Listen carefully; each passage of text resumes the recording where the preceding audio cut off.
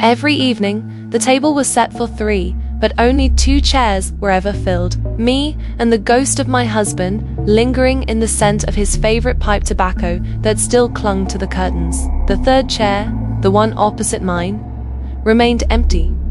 It was for Michael, my son. It had been 5 years since the shouting match that tore our little family apart. 5 years since he'd stormed out, his angry words echoing in the hallway long after the front door slammed shut.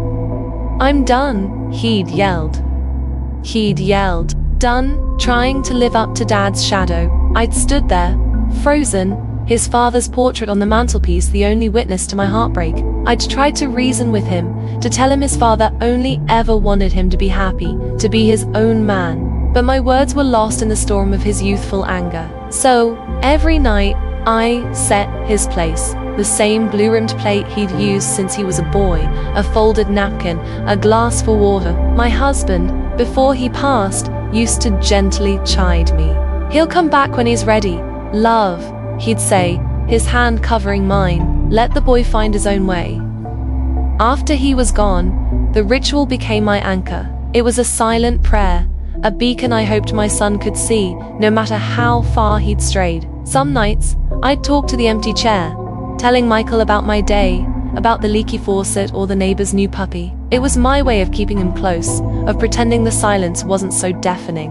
Tonight was the anniversary of his father's passing. The air felt heavier, the memory sharper. I'd made his dad's favorite meal, roast chicken with rosemary potatoes. The aroma filled the small house, a comforting scent layered with years of love and laughter. As I placed the platter on the table, I glanced at the empty chair and my heart ached with a familiar, dull pain. I imagined Michael, his familiar laugh, the way he'd always try to sneak a piece of crispy chicken skin before dinner. Where was he now? Was he safe? Was he happy? Did he ever think of me?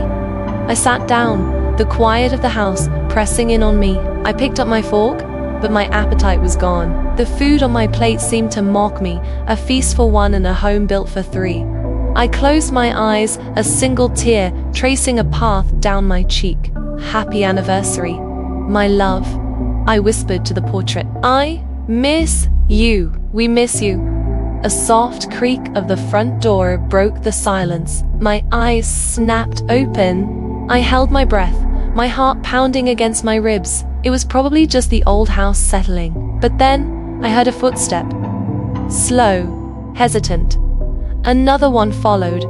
Someone was inside. My hand flew to my mouth, a mix of fear and a wild, impossible hope blooming in my chest. I pushed my chair back and walked slowly toward the dining room entrance. A figure stood in the dim light of the hallway, a silhouette I knew as well as my own reflection, taller now, broader in the shoulders, but unmistakably him.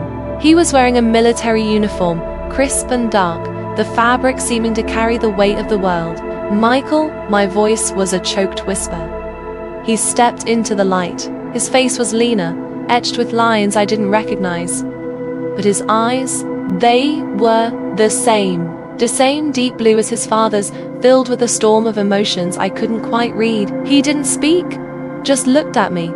Then at the table, his gaze falling on the empty chair and the plate set just for him. Years of unspoken words, of regret and longing, hung in the air between us. I took a step forward, then another, until I was right in front of him. I reached out a trembling hand and touched his cheek.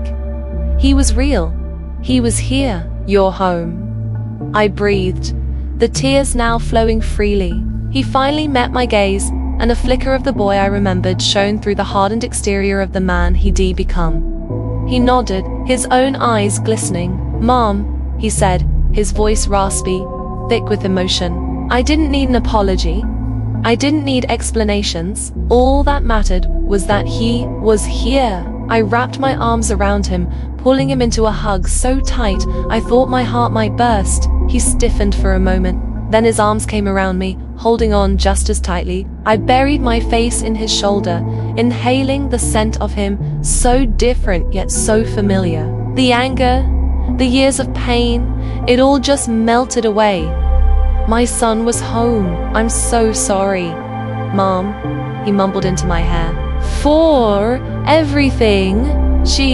I hushed him, pulling back to look at his face. It doesn't matter. None of it matters. You're here. I smiled through my tears, stroking his hair. I made your dad's favorite. Are you hungry? He managed a small, watery smile. Always. We sat at the table, the silence no longer empty, but filled with a fragile peace. He had just slowly, his eyes darting around the room as if reacquainting himself with a long-forgotten dream. I watched him, memorizing the man my son had become. The uniform felt like a barrier, a symbol of a life I knew nothing about. The army? I asked softly. He nodded, not looking up from his plates. Joined a few years back. Dad always said ... He said a man needs a purpose. I guess I was looking for mine. He would be so proud of you, Michael, I said, my voice catching. So proud. He finally looked at me, a deep, profound sadness in his eyes. I hope so. We ate the rest of the meal in a comfortable quiet, the unspoken questions hanging in the air. I didn't want to push. He was here, for now, that was enough. After dinner, as I cleared the plates, he remained at the table, turning his water glass over and over in his hands. The air grew heavy again. I knew there was more. This wasn't just a simple homecoming. I sat back down opposite him, in his father's chair. Michael, what is it? He took a deep breath, the soldierly composure returning to his features. He looked at me directly, and my heart began to sink. I saw the real reason he was here. It wasn't just for forgiveness. Mom, he started, his voice steady, too steady. I'm here to say goodbye. The words hit me like a physical blow. Goodbye? He'd just come back. What do you mean? I asked, my voice trembling. Where are you going? I'm being deployed, he said. It's my last mission. A big one. We ship out in the morning. Last mission. The words echoed the finality I'd feared. He hadn't come home to stay. He'd come home to leave again. Perhaps for good. The joy of his return curdled into a cold, sharp dread. This wasn't the second chance I'd been praying for. It was a final farewell. I couldn't leave, he continued, his voice cracking. Not without seeing you. Not without telling you. I love you, Mom. I never stopped. All those nights I'd spent talking to his empty chair, praying for him to come back. And here he was, only to be taken away again. I reached across the table and took his hand. It was warm, strong, the hand of a man, a soldier.